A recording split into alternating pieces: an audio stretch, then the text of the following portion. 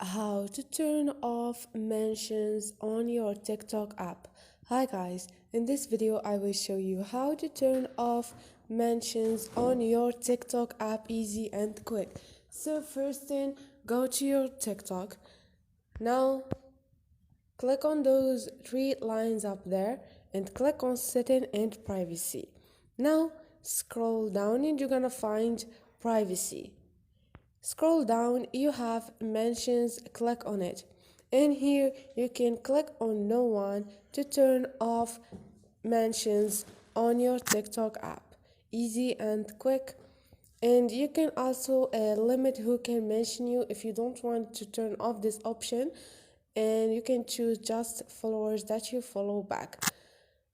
So this is it guys. Hope this video was helpful to you.